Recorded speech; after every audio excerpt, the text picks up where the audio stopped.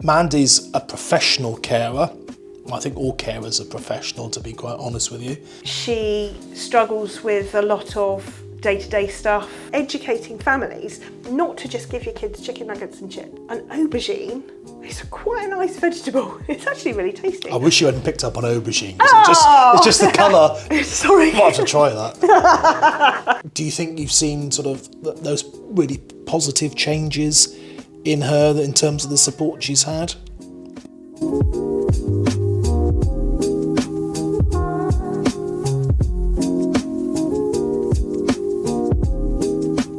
My name is Steve Horscroft. Pleased to see all of you again. I hope these podcasts are really useful for you. Each one is kind of different, but there is a relationship, a kind of golden thread running through them. They're called Care to Speak with Disability Cornwall, and they're available, I think, through YouTube, the newsletter that Disability Cornwall sends out regularly, and Amazon, as well as other outlets.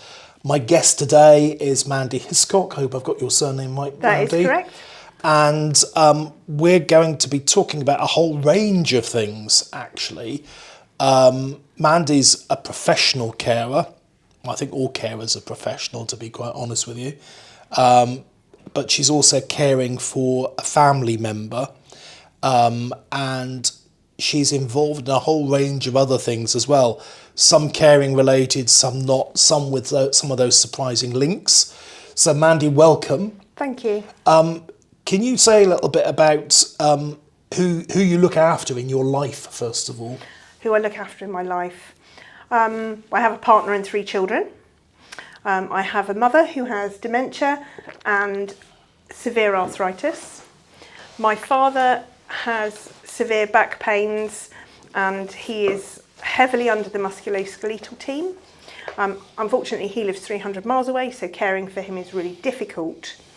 However, the unpaid carer role in my life is definitely my mum. She struggles with a lot of day-to-day stuff. She struggles to remember things. There's lots of hospital appointments that I have to A, sort out, B, make sure she gets to, and C, initiate whatever's going to happen with her care next. Can I just ask you about dementia and when you or your mum first started to notice things perhaps weren't right? So I think it was about 2019 I noticed that things were sort of sliding downhill a little bit. Was massively exacerbated by COVID. Right. So my mum's a really outgoing, lovely person, and she would go to all her groups. Loads of people that she was friendly with, and all of a sudden with COVID, these stopped. So there was this social isolation. We weren't allowed to go around there. She wasn't allowed to come to our house. You know, there was this whole social isolation. And for that first period between March and August, when we were all locked down, Mum had nobody in her life apart from on the telephone. And that was horrendous. You know, she'd gone to groups every day of the week and, you know, all of a sudden there was no one. I noticed a massive decline then. She was still driving, and she would drive to places, but I noticed that her arthritis in her shoulder meant she couldn't reach the top of the wheel. So 2 years ago I didn't take a driving licence away from her, we discussed it. We had a whole discussion, and because my mum's ex-police force, she understood why I was taking her driving licence away from her and saying, actually, Mum, it's better if you don't drive the car. Because that can be a really difficult conversation with an elderly person, you know, taking car keys away or having that conversation, because it's kind of that mobility and losing that mobility that they're used to and freedom of choice is a really tough one. I was really worried. I was expecting an argument. I was expecting it to blow up. I was expecting it to be all the things that it actually wasn't, because I'd thought about how my mum was going to react to this situation. So I kind of sat back and went, right, I've got to deal with this in a way that doesn't upset my mum, doesn't upset our relationship, but makes my mum safe.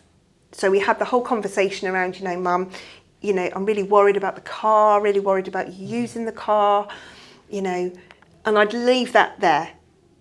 And then I'd go back and we'd have the same conversation again. Right. So it had time to ruminate in Mum's head that actually maybe I'm not safe. Do you think that's a skill you've got, that you actually did it quite subtly by the sounds of it, and you led into it?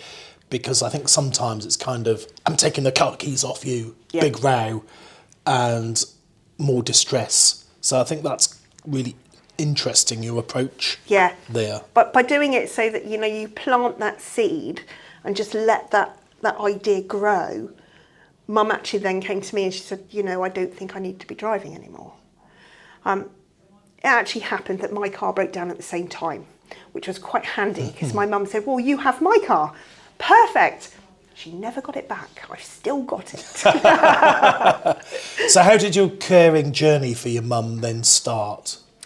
So we noticed that the decline was happening, and I thought, right, if I take her to memory cafes, maybe we can promote, you know, a healthy brain and the thinking process and the memory. So I started taking her to a memory cafe on a Monday afternoon. I was working quite a lot and decided that maybe it wasn't me that should be taking Mum. Maybe I need to get somebody else in to take Mum just to this memory cafe, because I was literally sat there like a spare part for a couple of hours thinking, I've got washing to do at home and I've got, you know, work to do. And so that's when I thought, right, I'm going to put an advert on Facebook and see if I can get a carer to just take Mum to the memory cafe. It just so happens, as I was about to go on Facebook to put this message, there was a message from someone else looking for hours for caring. It's blooming made to be. It's made to be. So I answered the advert and had a chat with a lady, and she seemed really nice. We had a couple of mutual friends on Facebook, as you do. And I then thought, right, let's meet. So we met up in Tesco's cafe with Mum for a coffee. Mum really liked her. I was like, this is perfect. She wanted a couple of hours caring. I was prepared to pay privately for a couple of hours caring to take Mum to this memory cafe. It freed up my time, it gave Mum someone else to socialise with, and it took her to that really important facility of a memory cafe. What do they do at memory cafes, just for everybody? Well, what don't they do? So you get in, and 9 out of 10 times there's a publication called the Daily Sparkle, and in the Daily Sparkle it's got news events from current, news events from previous for that day, like 10 years ago, 20 years ago, 30 years ago. There's puzzles in it, there's games in it, there's pictures, stuff that pertains to music, TV, all the stuff like from that day in time, maybe last year, the year before, 20 years ago, 50 years ago. So that it makes it really interesting. And they go in and that's on the table with a pencil, and they have a little bit of a play. Sometimes they have singers in, sometimes they play games, sometimes they have parties. Fantastic. You know, and it's about getting together on that journey. So we employed this lady for 1 day a week. 3 or 4 months down the line, I started to realise that maybe we needed this more. Maybe there was more care for Mum that I could pay for.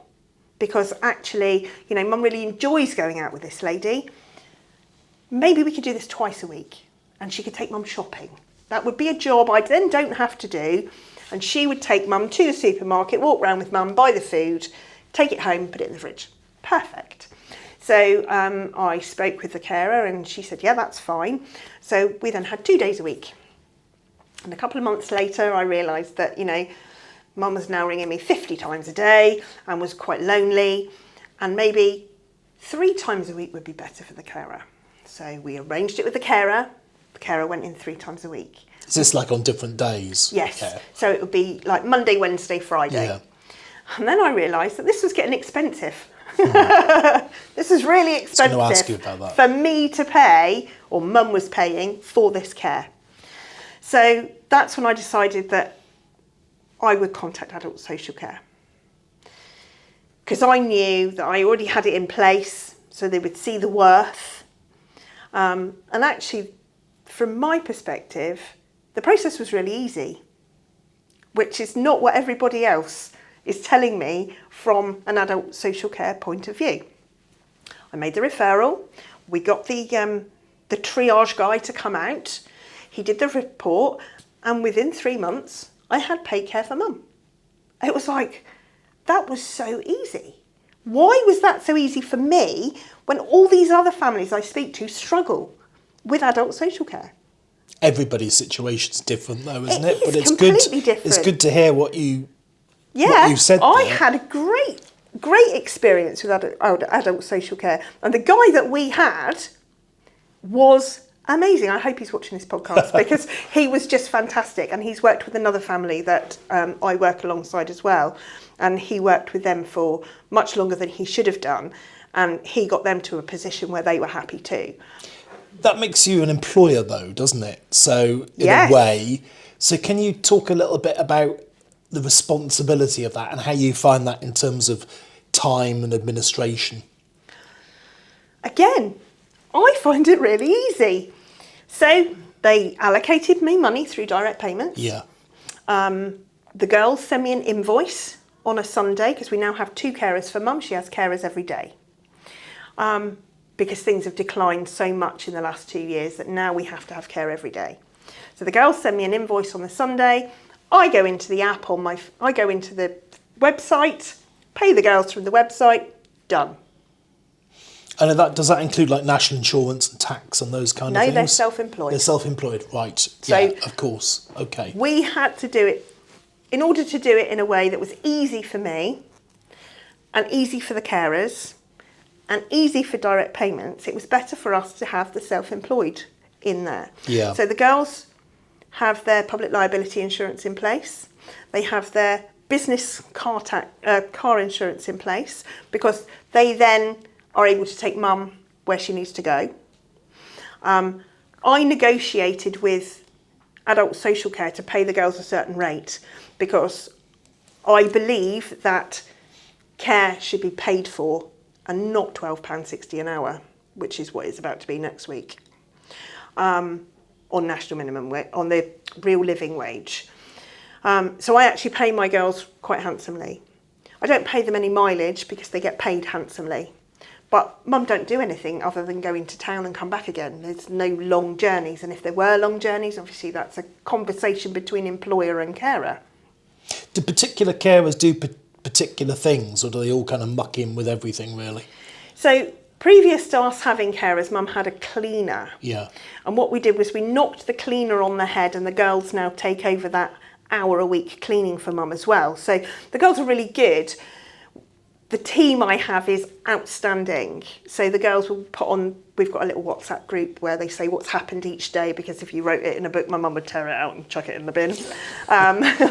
We had a board that we'd put stuff on, and then mum would rub it off the board because she didn't like what people were saying about her. So we now have a WhatsApp group, and the girls come out and they WhatsApp me, my brother, and the other carer. So that's who are in that WhatsApp group. Nothing to do with mother because she'd just lose her mind. And they do certain things. So one carer likes to take mum shopping. So that's the carer that does most of the shopping. The other carer quite likes to sit and watch the telly with mum, which was one of the caveats that, you know, if you're caring for mum, once the jobs are done, please sit and watch the telly with my mum. My mum likes to watch the telly, but she also likes to interact with another human while she's watching the telly. You know, they'll watch game shows and they'll have a laugh, or they'll watch a crime show and they're trying to work out who's done it. And, you know, the feedback I get from both parties is mum really enjoys that. And you were saying to me as well when we were talking before this podcast that you kind of regard them as friends, not employees, and that's something that your mum regards them as well. Yeah, mum very much so regards them as friends. Yeah. So the lady that I picked up on Facebook initially has become a really good friend. The other lady carer, actually, I put an ad on Facebook looking for another carer. I've known her for many, many years. Our children went to school together. It was just the perfect scenario. My mum knew her, so mum and I used to run Brownies, and her girls were Brownies when we ran it. So, not that mum really remembered her, but obviously I do. And that respect and that knowing that In fact, the carer said to me the other day, she said, it's now my turn to give back to you what you gave to me all those years ago when I had her girls. Because her middle girl... Oh, that's really nice. Her middle one has autism and ADHD and struggles and has lots of learning difficulties. And I supported her middle child through quite a lot of her teenage years and college and at school and at Brownies and all these places. So this mum's another double carer because she's looking after her yeah, own children. Definitely, yeah. So she's got her children, and then she's got my mum, and she cares for quite a lot of other people. What's very interesting is she said to me yesterday, Mum was going to Memory Matters on a Thursday. It's a 15-week block. You go along, you do all these like mind exercises and games and play and, you know, really, really lovely things that they do. But then at 15 weeks it stops. She's actually caring for one of the other gentlemen who went to Memory Matters, and they're all going out for coffee on Saturday. Mum's got friends again, which is fantastic. You know, she's managing to get it so that Mum goes out with not just the carer, but goes out to meet other people for coffee. And that's where it needed to be. Yeah, absolutely. Because otherwise it's me, the two carers, my son that pops in on a Wednesday morning, and her niece that rings her every other day or something, and my aunt that goes in occasionally. So it's introduced a new social life and a more variety of social life as well. Which is exactly why I wanted the carers. Yeah. That's exactly the point of where it needed to be. It's all right taking Mum out for lunch or going to the garden centre or taking her to have her hair done. However, there's that social aspect where she needs to see other people. We're really lucky in St Austell, the Age UK friendship group that Mum goes to, she absolutely loves. We were going 1 day a week, we're now going 2 days a week. We might have to up that to 3 days a week. But she goes in, she has a great time. I have no idea what they do. Mum loves it. They all sit in a big circle, they play bingo and they have raffles, and then they feed them a 2-course lunch, which is unbelievable. You know, it's great. Mum loves going, so we don't have any problem getting her out of the house to go because she enjoys going to this. I just wish she'd make some friends and bring home some telephone numbers to ring them up in the evening or something rather than me all the time. You were talking about how it's freed up your time as well a little bit, employing these carers. Yes. You mentioned that earlier. Have you been able to use that time? I mean, what difference has that made to you as a carer yourself? It means I can work, basically. Yeah. So I was doing a job where I had to do certain hours, etc. And I have changed my job now to be self-employed so that I determine my hours so that I can work around. So I'm normally working when the carer's at Mum's. The rest of it on the phone to my mother. But no, for me, it means that I can have me time. I don't very often, nobody gets me time, but I try and make sure I do get some me time in a week, whether that's rehearsing for a play or going to see a band or doing the sound engineering for a band or, you know, going and doing something that I want to do. Haven't managed to read a book yet though, Stephen. I tell you what though, that's kind of interesting. I wanted to talk about when you were employed by someone, were they supportive of the fact that you were a carer? Did they understand what that meant? So yes, my previous job was with Action for Children Cornwall Space. Brilliant. Okay. So my employer, although we had set hours, we kind of had to work. She also understood that I had this other caring role and that my mum, you know, mum comes first, family come first. That's how it should be. And I could say, well, I can't work Tuesday afternoon because I've got to take Mum here. I'll make my hours up later in the week. It might mean that I'm not working when somebody else is working, so that collaboration couldn't quite work as well as it would do if I'd been working on that Tuesday afternoon. However, they were really And you found supportive. You could make up your hours later in the week? Yes, yeah. Oh, that's good. When I worked in education, I found it really hard to take time off to do anything. Yeah. Because they expected you to take your time after work or holidays. So were you a teacher? No, I was teaching assistant and a Teaching learning assistant. support practitioner. Okay. So when I left education, I was a higher learning support practitioner at Cornwall College. But to take any time out, because... And then you're torn as well. So I want to take mum to that operation, but this young person that I'm supporting, who probably relies on you to be there, who has special educational needs or doesn't understand that you've got other things going on in your life because the only place they see you is at college, you're torn then between this lovely role of your mum who you love to bits and needs that support, but this other young person who you've probably supported for the last 2 years, who becomes part of your life as well because you know them nearly as well as their parents, probably sometimes better than their parents, because you're sat in a classroom with them and they'll tell you everything. And do I take that time to do that, or do I take the time to do this? It's a real tussle between, that caring. I might be over-caring. That might be my problem. I think, because I think what you're hinting at is a sense of guilt, isn't it? Definitely.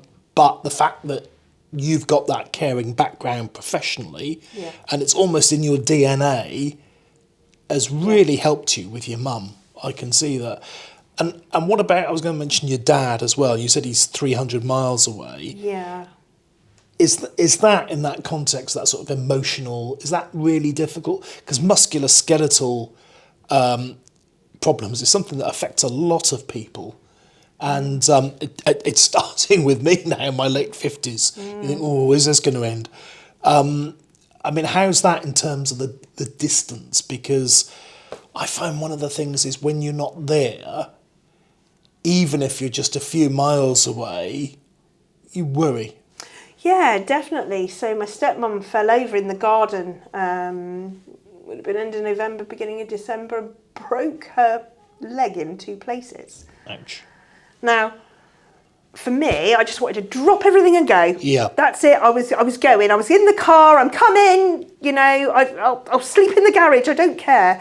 And they're like, no, it's all right. We've got this.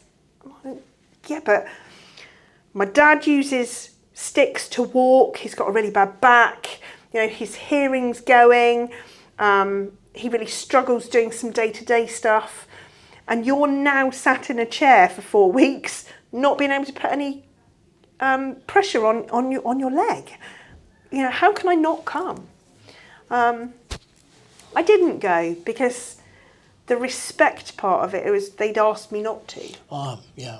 So I sat back. My brother's up there, and my brother would take the shopping, and my brother would do that kind of thing. But yeah, for me, it was really hard not to just get in my car and go. And it would have meant dropping everything else. But, as I said earlier, family come first. And you told me, before we started, really interesting, the kind of things that you do now, that you're involved in, music, the arts. Tell me a bit about that. So, I do some acting for St Maur's Players. Fantastic. We've just finished a murder mystery, which was great fun. I actually paid a carer to bring my mum to the murder mystery because I don't know whether I trusted anybody else to bring her.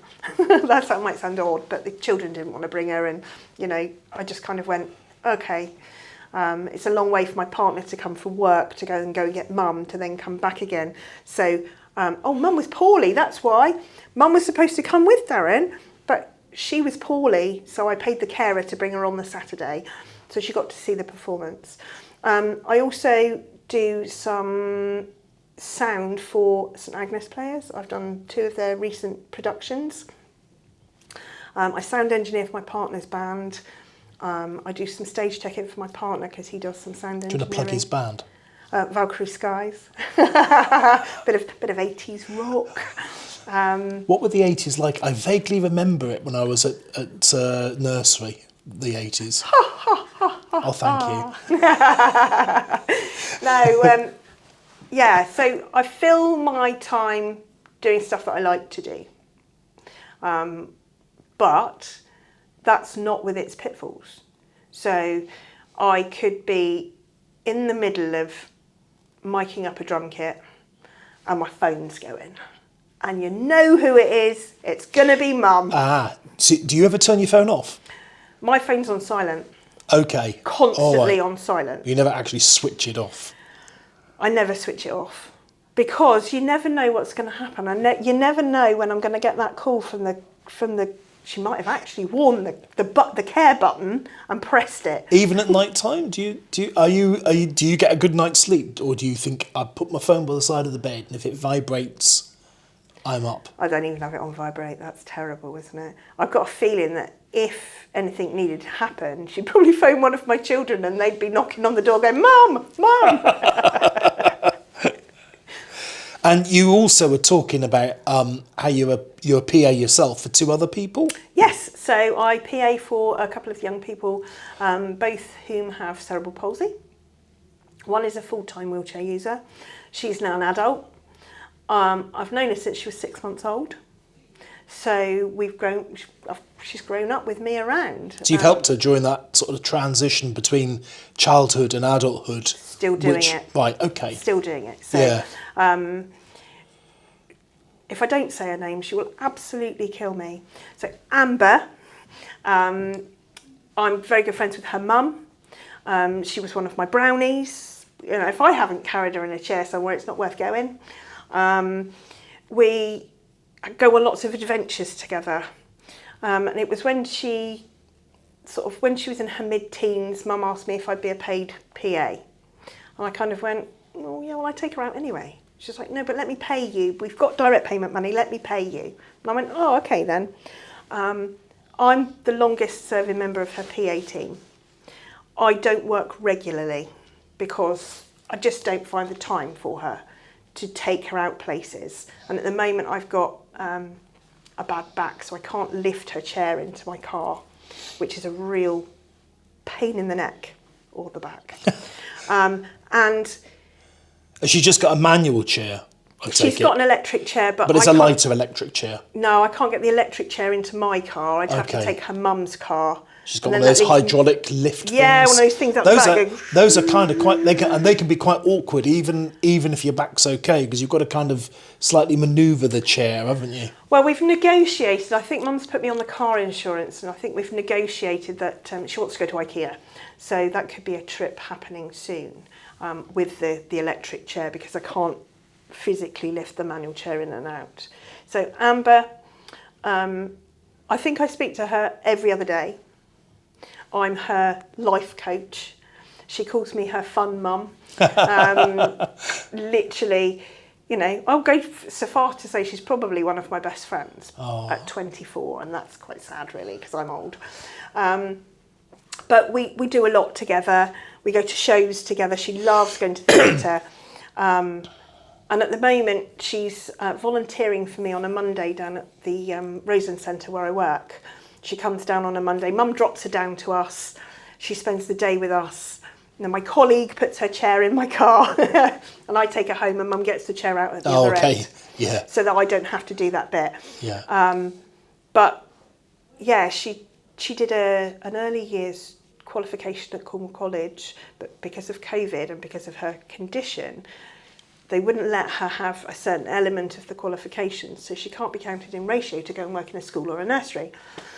This is a whole tussle that we're dealing with at the moment, and I do believe somebody from Disability Cornwall is on her side and dealing with it. Do you mean about getting that last bit of qualification? Well, yeah, and her being able to then go and get a job where she really wants to work. Yeah. So we started a baby cafe at the centre on a Monday morning, where Amber comes down, she helps me put the toys out, she helps me decide what toys we're going to put out, and then she'll sit around with the mums and the babies and play, which is giving her that part of the qualification or the job aspect of it that she really wanted. Although she's voluntary, she comes down to us. We are also an ASDAN qualification centre, and I've got her signed up for a volunteer qualification. Can you say again now? What ASDAN. ASDAN. So it's like an alternative provision kind of qualification. Some schools run them, but it gives you a UCAS points, basically. Oh, right, okay. So it can give you probably 1 UCAS point per short course or something like that. But it gives her a qualification that's recognised that she can put on her CV. So we're going to work through all these short courses while she's volunteering for me, so I can just give her as many qualifications as we possibly can that she's worked towards. That's great. In order for her then to think about getting a job and put it into the job role later, which is fantastic. Yeah. She also gets involved in some of the operations of the centre. She knows how to test the fire alarms. She'll do all the fridge temperatures. You know, she gets involved in the planning aspect. I think she's going to come out and help out at Easter holiday clubs as well, which will be great, because she'll just come out and be there with the children whilst they're doing things. Wow. So yeah, so that's one of my young people. My other young person is a 17-year-old. He's got cerebral palsy.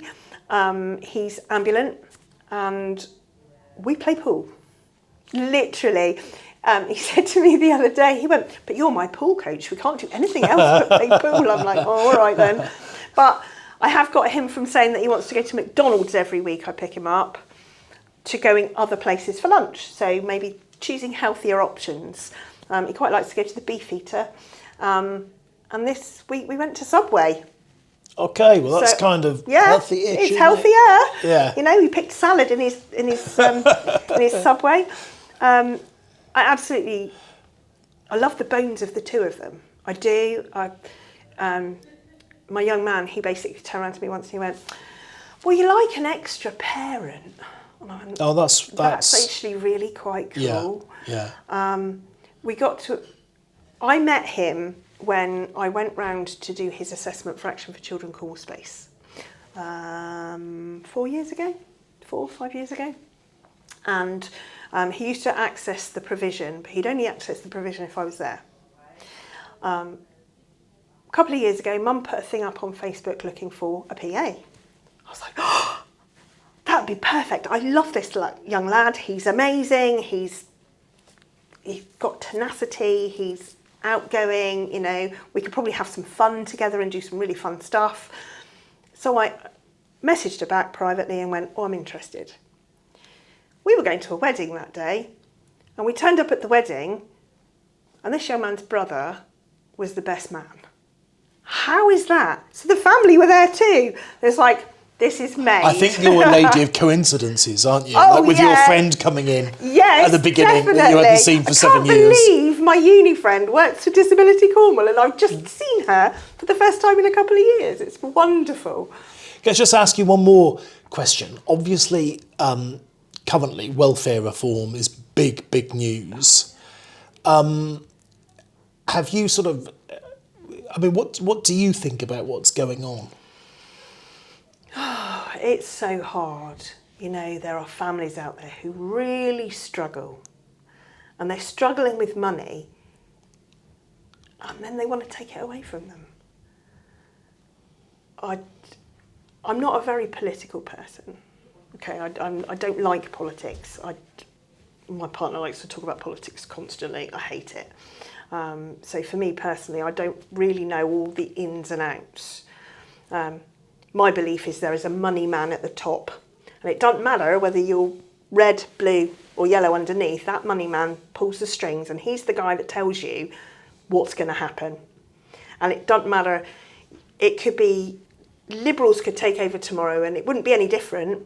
And this would still happen in a different guise, because this money man at the top has told them what to do. And who that is, I have no idea. But it doesn't matter whether it's red, blue, green, yellow, purple, sky pink with dots. They would all be doing the same thing. So, is it something that worries you on behalf of the young people that you look after? For my young people, yeah. Yeah.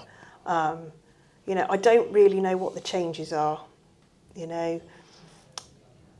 Because I've all found it, must admit, following it in the media, I find it all kind of confusing, because different bits of the media are saying different things, and some of it sounds like a horror story, some of it actually sounds quite good and useful, and it's kind of, I think it's really confusing for people, and I think that's one of the key things to try and help people get their head around what it really means.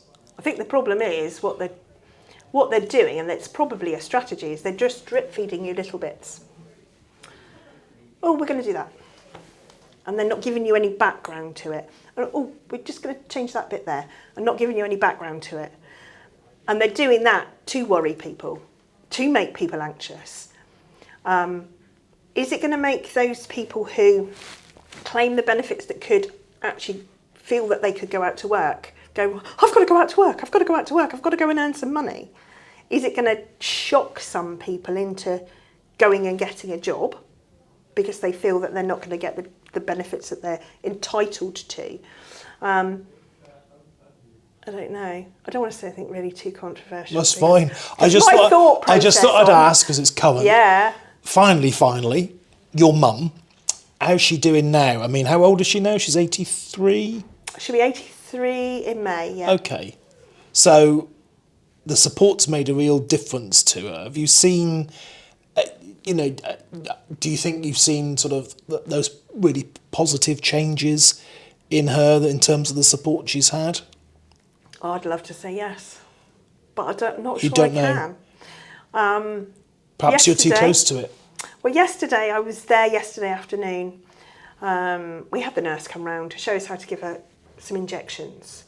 So I was there, the nurse was there, one of the carers were there. We were there for 2 hours. I then had to go off because I was going off. I'm also PAing for another family for a special day that they're having.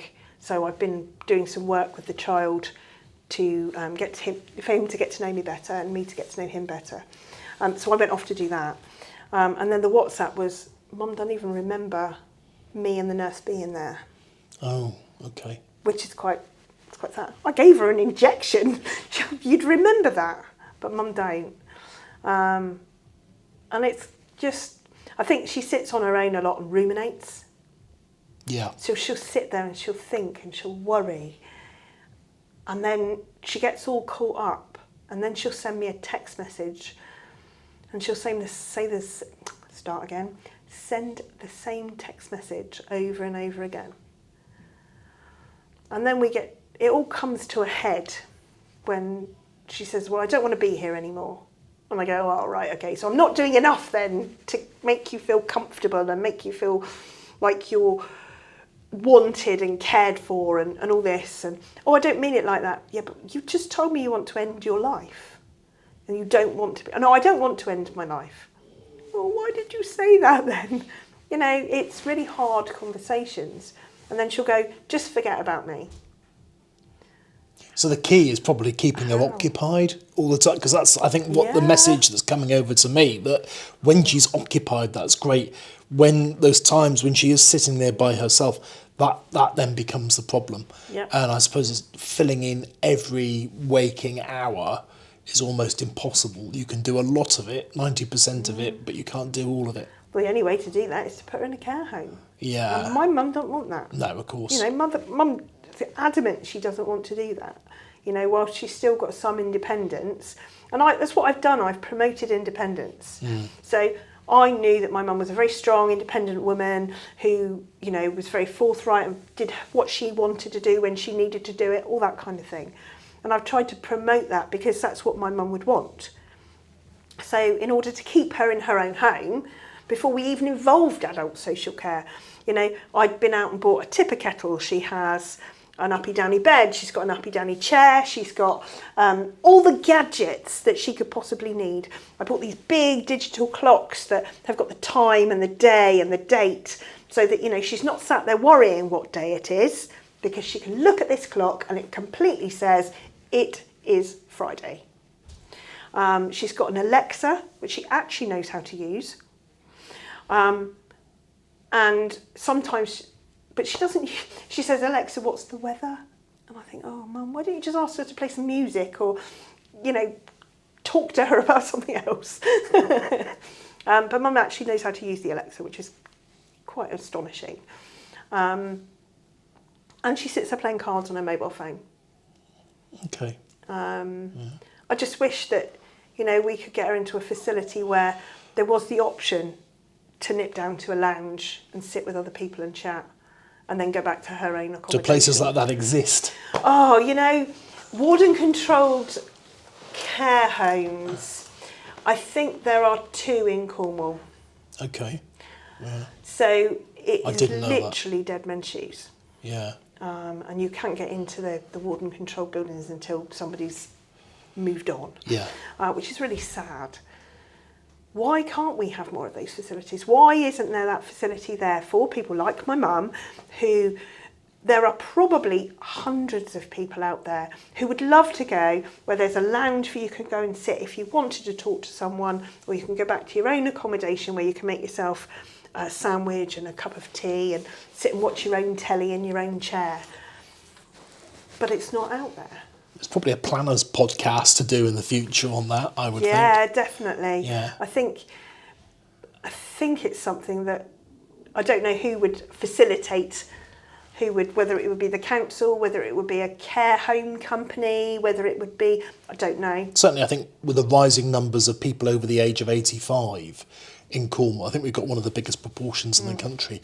It's going to become an increasingly bigger issue for us. It's funny, actually. This will be the third time I've had this conversation today. Modern medicine is fantastic. It's brilliant, right? What they can do with science and medical science is unbelievable. But is the human body designed to last that long? Is this why, when you get to a certain point, that the body starts failing? You go back a couple of hundred years, people didn't live that long because medical science wasn't there. And now we've got medical science and people are living longer, and bodies are failing and minds are failing. Is that because of medical science? I think it's probably the key issue is making sure that people are living healthy, fulfilled lives earlier on. Because then that'll set the scene for later on in their lives. So many people perhaps aren't getting that opportunity when they're younger. So I think the average healthy life expectancy in Cornwall is just 63. So that means you live in good health until you're 63. Theoretically, you could live another 30, 35 years in not good health. So the quality of life is undermined. So, it's all about good food, exercise, mental stimulation, a good job, all of those kind of things, which obviously aren't open to everybody. Well, they're not, because you look at the amount of money that families have. I'm talking run-of-the-mill families with small children. If they go to a supermarket and buy the cheap food, it's not good. Yeah.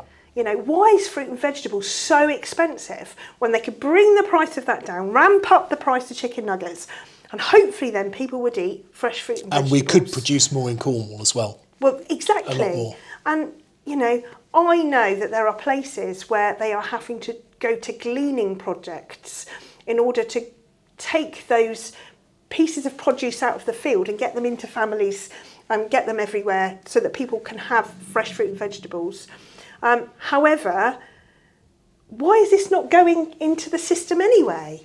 Why are we having to put gleaning projects in that are going to these farms and going, well, hang on a minute, you've got an extra 2,000 cabbages there, we'll take them for this project. Why are those 2,000 cabbages not automatically going into the system?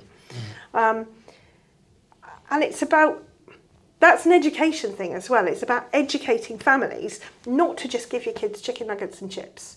It's about educating families that, an aubergine is quite a nice vegetable. It's actually really tasty. I wish you hadn't picked up on aubergine. It's just the colour. It's just the colour of them. Yeah, they're really lovely, especially if you grill them with a bit of honey.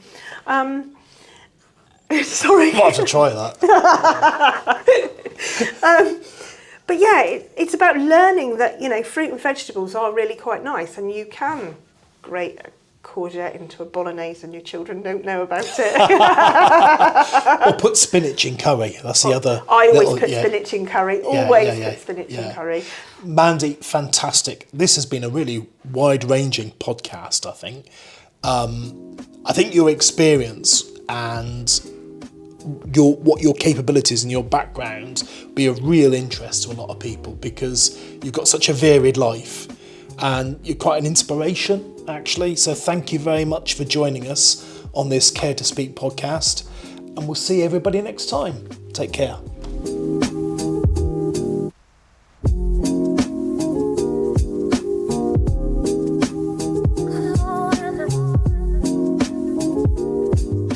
This video was produced by Discover Voices, part of Disability Cornwall and Isles of Scilly.